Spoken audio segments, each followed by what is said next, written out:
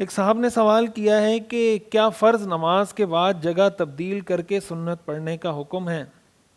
دیکھیں، اس بارے میں یہ بات سمجھنی چاہیے کہ اصولی طور پر بہتر طریقہ یہ ہے کہ انسان فرض سے پہلے کی سنتیں بھی گھر میں پڑھ کے آئے اور فرض کے بعد کی سنتیں بھی گھر میں جا کے پڑھے. بہتر طریقہ تو یہ ہے. لیکن اگر کوئی آدمی یہ سمجھتا ہے کہ یار میں ابھی فرض پڑھ کے گھر جاؤں گا تو سنتیں مجھ سے چھوٹ جائیں گی، میں نہیں پڑھ پاؤں گا، تو پھر اس کو مسجد میں ہی پڑھ لینی چاہیے. افضل طریقہ بہرحال یہ کہ گھر میں پڑھے. اگر اس کو لگتا ہے چھوٹ جائیں گی تو وہاں پڑھے.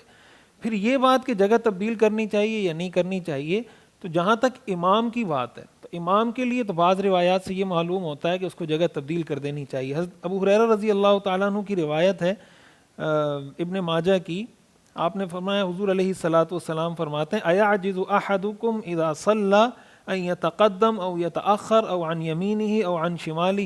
یعنی آپ نے فرمایا کیا تم اس بات سے عاجز ہو کہ فرض نماز پڑھنے کے بعد تھوڑا آگے پیچھے دائیں بائیں ہو کے باقی نفل اور سنت مؤکدہ ہے، باقی جو سنن ہے وہ آپ اس طرح کر کے پڑھ لیں.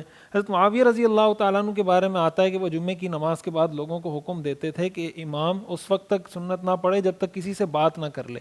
اس سے معلوم ہوتا ہے کہ ان ساری روایات سے کہ بنیادی مقصد یہ ہے کہ امام کی فرض نماز میں اور امام کی سنتوں میں کوئی فصل، کوئی گیپ آنا چاہیے، جس سے یہ بات واضح ہو جائے کہ امام اس وقت سنت پڑھ رہا ہے، فرض نہیں پڑھ رہا، اور کوئی آ کے اس کے ساتھ پیچھے اقتدا نہ شروع کر دے کہ امام صاحب کھڑے میں تو میں نماز پڑھنا شروع کر دیتا ہوں. یہ بات لوگوں کے سامنے واضح ہو جائے. یہ بات کسی بھی طریقے سے اگر واضح ہو جاتی ہے تو اس روایت پر عمل ہو جائے گا. بہرحال بہتر انہی روایات کی روشنی میں یہی ہے کہ اگر امام کو ایسی جگہ ملتی ہے کہ اپنے مصلی سے تھوڑا سا ہٹ کے، محراب میں ہی اگر کھڑا ہوا ہے، تھوڑا سا ہٹ کے کھڑا ہو جائے تاکہ لوگوں کو اندازہ ہو جائے کہ جماعت ہو چکی ہے. اور عام آدمی کے لیے بھی انہی روایات کی روشنی میں دیکھا جائے کہ اگر اس کو جگہ ملتی ہے، جگہ تبدیل کر سکتا ہے تو جگہ تبدیل کر لینی چاہیے. لیکن یہ عمل مستحب ہے. اس کی وجہ سے کسی پہ لان تان کرنا، کسی کو برا بلا کہنا کہ یہ تو ایسا، یہ تو ویسا، یہ جائز نہیں ہے. اس لیے کہ غیر منکر پر نکیر کرنا خود منکر ہوتا ہے، خود بری بات ہوتی ہے. تو مستحب کا مطلب یہ ہوتا ہے کہ کر لیا تو اچھی بات ہے، نہ کیا تو گناہ نہیں ملے گا.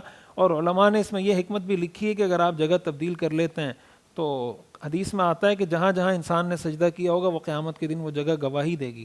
تو اللہ تعالیٰ کی ذات سے امید ہے کہ جب آپ دو جگہ پڑھیں گے تو انشاءاللہ یہ دونوں جگہیں آپ کے حق میں قیامت کے دن گواہی دیں گی. تو انشاءاللہ مغفرت کے چانسز اور امکانات اور بڑھ جائیں گے.